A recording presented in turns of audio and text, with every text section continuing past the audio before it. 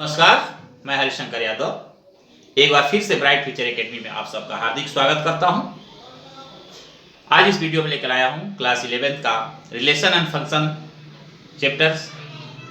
ये 11th और 12th दोनों के लिए इंपॉर्टेंट्स हैं, क्योंकि रिलेशन क्या होता है और फंक्शंस क्या होता है ये दोनों चैप्टर 11th और 12th में है।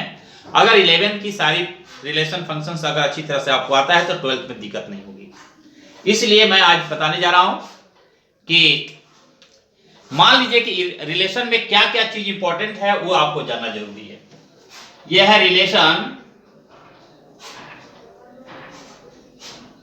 रिलेशन आपका दिखा रहा है कि रिलेशन मान लीजिए कोई एक सेट ए है और एक सेट बी है, दो सेट है और यहां पर मान लीजिए ए बी सी और डी है।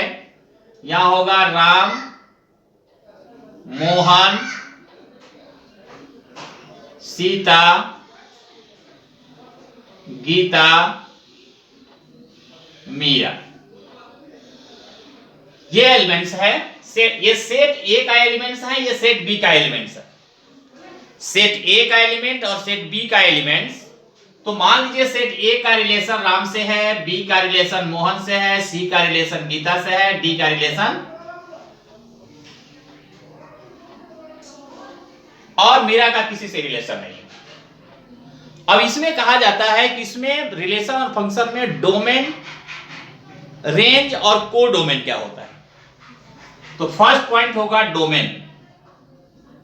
डोमेन सेकेंड पॉइंट होगा रेंज एंड थर्ड पॉइंट होगा कोडोमेन। ये इंपॉर्टेंट है। अगर ये किसी भी सेट में अगर आप इन सबको सबकी पहचान कर लिया तो आपका रिलेशन फंक्शंस में कोई दिक्कत नहीं आएगी। किसी भी रिलेशन में डोमेन क्या होता है, कोडोमेन क्या होता है, रेंज क्या होता है, ये सारे के सारे जो है आपको समझना है। अगर रेंज समझ में आ गया, डोमेन समझ में आ गया, कोडोमेन समझ में गया तो रिलेशन और फंक्शन का 50% कॉन्सेप्ट आपका क्लियर हो गया। अब जैसे रेंज में क्या होता है, रेंज क्या होता है, each element of set A, each element of set A is called as domain. Set A में जितने एलिमेंट्स हैं वो सब डोमेन होंगे। जैसे डोमेन में हमारा क्या आ जाएगा, ए बी सी और डी। रेंज में क्या होगा, सेट बी का जो एलिमेंट, सेट बी का जो एलिमेंट सेट ए का इमेज है या रिलेटेड है उसको हम कहेंगे रेंज। सेट बी में वह एलिमेंट जो सेट ए के रिलेटेड है वो आपका रेंज कहलाएंगे। जैसे Ram Mohan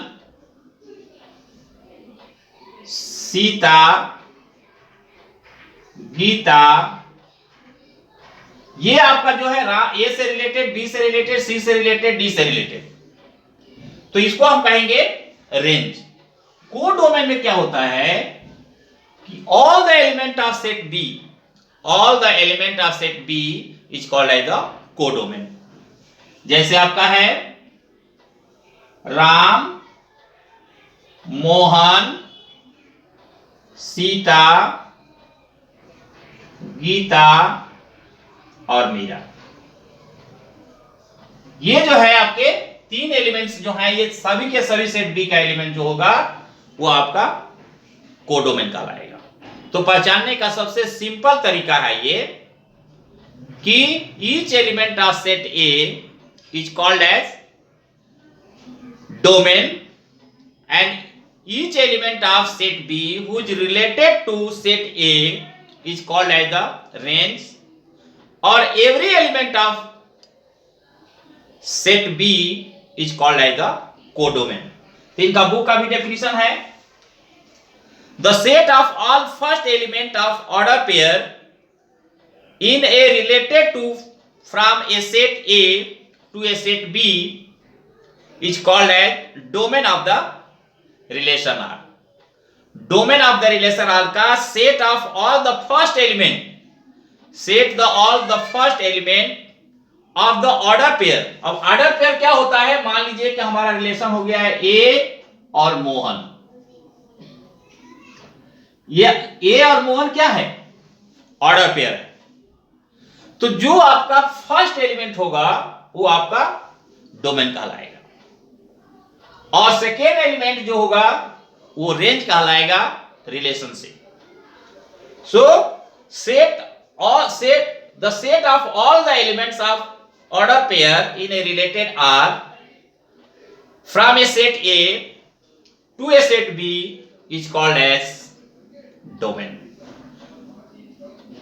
The set of all the first element, the set of all the second element in a relation R from set A to set B called the range. And next है the whole set of the element B is called as the codomain. तो relation और functions में हमें ये चीज ध्यान रखना, Cartesian plane में रिलेशन क्या होता है, कार्टेशियन प्लेन का एक सबसेट होता है। जितने रिलेशन होते हैं ये सारे रिलेशन बनेंगे आपका। अगर इसी का रिलेशन बनाया जाए तो ये रिलेशन ये हो गया, बी का मोहन से हो गया, राम का ए का राम से, बी का मोहन से। तो ये सब ऑर्डर पेयर क्या है, ये सब रिलेशन है, सब के सब रिलेशन है। तो हमें ये क्लियर हो गया होगा, समझ में आ गया होगा कि किसी भी रिलेशन में सेट ए और सेट बी में रेंज क्या होता है, डोमेन क्या होता है और कोडोमेन क्या होता है। अभी क्वेश्चन के थ्रू मैं आपको समझाऊंगा। यहां पहले आपको समझना है कि सेट ए का सारा एलिमेंट जो होगा, फर्स्ट ऑर्डर पेयर जो होगा आपका, फर्स्ट ऑर्डर पेयर डोमेन होगा, सेकेंड ऑर्डर पेयर जो होता है रेंज होता है, और सेट बी का सारा एलिमेंट जो होता है कोडोमेन होता है। यहां तक ये आप क्लियर आपको समझना चाहिए। अगर ये समझ में आ जाएगा तो आगे के जो एक्सरसाइज के क्वेश्चंस होंगे उसमें आपको ज्यादा समझ में आएगा। एक चीज और है जो जानना बहुत जरूरी है कि कभी कभी क्या होता है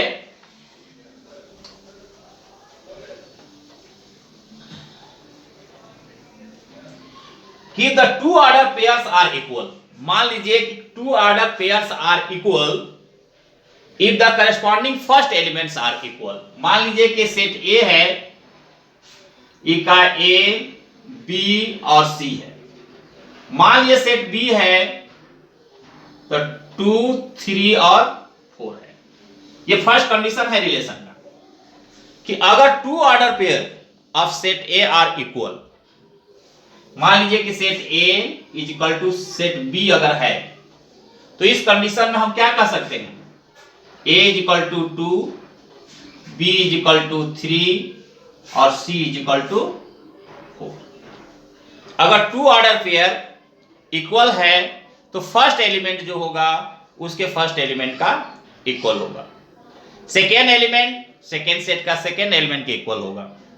तो रूल्स है the order pairs are equal if only their corresponding first elements are equal and second elements also equal. इसी प्रकार से एक और होगा, मान लीजिए सेट ए में 3 एलिमेंट है तो हम इसको लिख सकते हैं n A. N A is equal to मान लीजिए 3 है, n B is equal to मान लीजिए कि 3 है। तो हम क्या कर सकते हैं कि n A into n B is equal to 3 into 3, या लिख सकते हैं एन ए इंटू बी। तो यहां पर हमारा क्या होगा कि एन ए की वैल्यू 3 है तो 3 इंटू 3 इक्वल टू कितना हो जाएगा, 9 एलिमेंट होगा। अगर हम इसका कार्टेशियन प्रोडक्ट बनाएंगे तो टोटल 9 बनेगा। तो ये जानना जरूरी है कि अगर टू सेट का ऑर्डर पेयर अगर इक्वल है तो उसकी value each elements each first element के इक्वल होगा। एक और दूसरा भी हो गया कि n A is equal to 3nb is equal to n A into n B, formula हमारा आ गया n A cross B. Third point होगा if A and B are non empty set, either A or B, then infinity set, then A into B. A into B क्या बनेगा? Infinity बनेगा। अगर जितने elements होंगे उसी से उसका मल्टीप्लिकेशन हो जाएगा। और ऑर्डर पेयर अगर निकालना होगा तो ए इंटू ए अगर 3 बार होगा, मान लो ए को सेम से मल्टीप्लाई करेंगे तो 3 बार मल्टीप्लाई करें इसको ट्रिपलेट कहलाएगा। 2 सेट का हम मल्टीप्लाई करते हैं ऑर्डर पेयर होता है, तीसरे का होगा ऑर्डर ट्रिपलेट होता है। इतना जानना इसमें बहुत जरूरी है, दिस इज मोस्ट इंपॉर्टेंट। तो फिर मिलेंगे अगले वीडियो में, तब तक के लिए नमस्कार, जय हिंद, जय भारत।